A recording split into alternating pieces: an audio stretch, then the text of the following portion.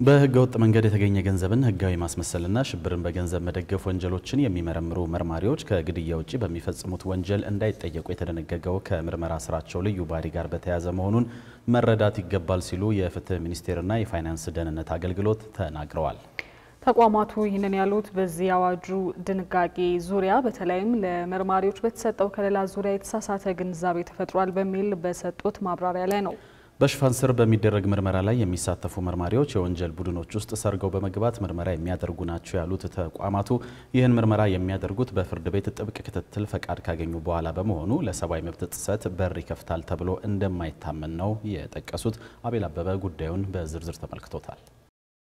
ከ2005 ዓመተ ምህረት ጀምሮ ላለፉት 12 ዓመታት ስራ ላይ የቆየውን አዋጅ ማሻሻያ ሆኖ ከሰሞኑ በሕዝብ እንደራሴዎች ምክር ቤት የጸደቀው በወንጀል የተገኘ ገንዘብን ህጋዊ የማድረግና ሽብርተኝነትን በፋይናንስ የመደገፍ ወንጀሎችን የሚከላከልና የሚቆጣጠረው አዋጅ ለወንጀል መርማሪዎች ከሰጠው መብት ጋር ተያይዞ መነጋገሪያ መሆኑ የሚታወቅ ነው። ይህን ተከትሎ በአዋጁ ድንጋጌዎች ላይ የተዛባ ግንዛቤ ተይዟል ያለው የፍትህ ሚኒስቴርና ሌላው የአዋጁ ባለቤት የኢትዮጵያ ፋይናንስ ደህንነት አገልግሎት በጋራ ሆነው የአዋጁ ዝርዝር ሀሳቦችን ያብራሩበትን መግለጫ ሰጥተዋል። በዚሁ መግለጫ ላይ ከአዋጁ ውስጥ መነጋገሪያ ሆኖ በነበረውና በሽፋን ስር የሚሰሩ መርማሪዎች ከግድያ ውጪ ያሉ ወንጀሎችን ቢፈጽሙ ተጠያቂ አይሆኑም በሚል የተሰጠው መብት ደግሞ የማብራሪያው ዋና ትኩረት ነበር። ይህ ድንጋጌ ተጠርጣሪዎች ከሚያዙበት፣ ማስረጃ ከሚሰበሰብበትና በእስር ቤቶች ምርመራ ከሚደረግበት መደበኛ የምርመራ ሂደት ጋር ተምታቶ የተሳሳተ አረዳድ ተይዞበታል ያሉት ተቋማቱ አዋጁ ይህንን መብት የሰጠው ለዚህ አይነቱ መደበኛ የምርመራ ሂደት አለመሆኑን መረዳት እንደሚያስፈልግ ነው የገለጹት።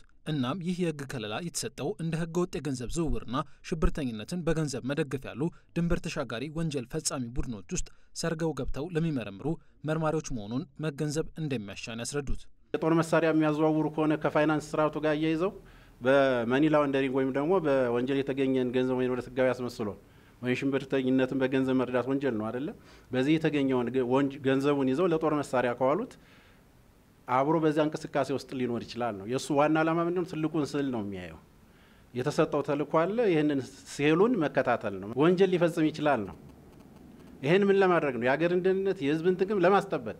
ያም ሆኖ ከግድያ በስተቀር ብሎ ሲያስቀምጠው ከሰው ደህንነትና ህይወት የበለጠ አይደለም የሚለውን ነው። የዓለም አቀፍ ፋይናንሻል አክሽን ታስክ ፎርስ 40 ሪኮመንዴሽኖች አሉ ብለናል። ከ40ው ሪኮመንዴሽን 31 ላይ አገራት አንደር ከቨር ኦፕሬሽን ይሄንን የሚያስቀምጡበት ሊፈቅዱ ይገባል ለመርማሪዎቻቸው የሚል ግልጽ ድንጋጌ አለ። ይህ ሲካሄድ ቀደም ሲልም በአዋጅ ቁጥር 780 ይሄው ድንጋጌ ነበረ።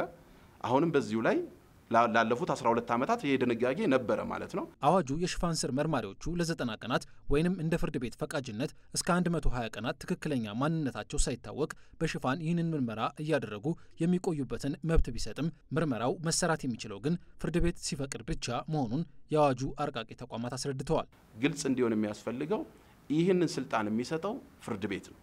ስለዚህ በሽፋን ስር የሚደረግ ምርመራን በተመለከተ መርማሪው አካል ከፍርድ ቤት በሚሰጠው ፍቃድ ብቻ ነው ሊያከናውን የሚችለው። በየትኛው ጊዜ በየትኛው ቦታ ለምን ያህል ጊዜ በዝርዝር ፍርድ ቤቱ ወስኖ የሚፈቅደውና ከፍርድ ቤት ፍቃድ ውጪ የማይከናወን መሆኑን በዚሁ አጋጣሚ ለማንሳት ነው። የሽፋን ስር መርማሪዎቹ በተሰጣቸው እስከ 120 ቀናት በሚደርስ ጊዜ የወንጀል ቡድኖች ውስጥ በሽፋን ሆነው ሲሰሩ ከነዛ ቡድኖች ጋር በመመሳጠር ወይንም በጥቅም በመተሳሰር ወንጀል ውስጥ ቢገቡስ የሚለው ታይቷል ወይ በሚል ለተነሳው ጥያቄም የምርመራው ምክንያት የሚፈጀው ጊዜና የሚካሄድበት መንገድ በፍርድ ቤት የሚታወቅ ስለሆነ ለዚህ ይጋለጣሉ ተብሎ አይታሰብም የሚል ምላሽ ነው የተሰጠው። በዚሁ ማብራሪያ ላይ የኢትዮጵያ የፍትህ ስርዓት የህግ የበላይነት በአግባቡ ያልተረጋገጠበት ነው የሚሉ የተፎካካሪ ፓርቲዎች ይህ አዋጅ እነሱንና በሲቪክ ምህዳሩ ላይ ያሉ ጋዜጠኞችን ብሎም የመብት ተሟጋቾችን ለመወንጀል ይውላል በሚል ተቃውሞ መስንዘራቸውን ጠቅሰን ጥያቄ አንስተን ነበር። የወንጀሉን ምንጭ ጅምር አግኝቶ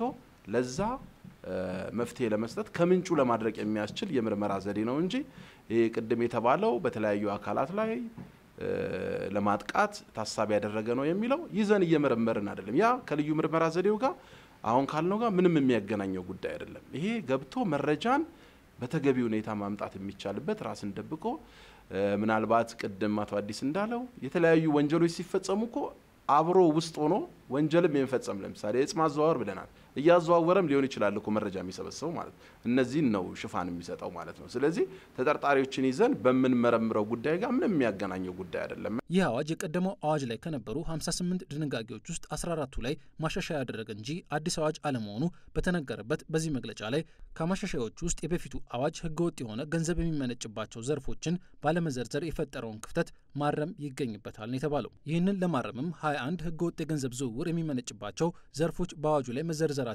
በእነዚህ ጉዳዮች ላይ የተሳተፉ ሰዎች ከእስር በኋላም ቢሆን ሀብቱን የራሳቸው እንዳያደርጉ የሚከለክል መሆኑን የተነገረው። በሙስና የተገኘን ገንዘብ በዛ በሙስና መክሰስ የሚያስችለው የህግ ማዕቀፍ አለ።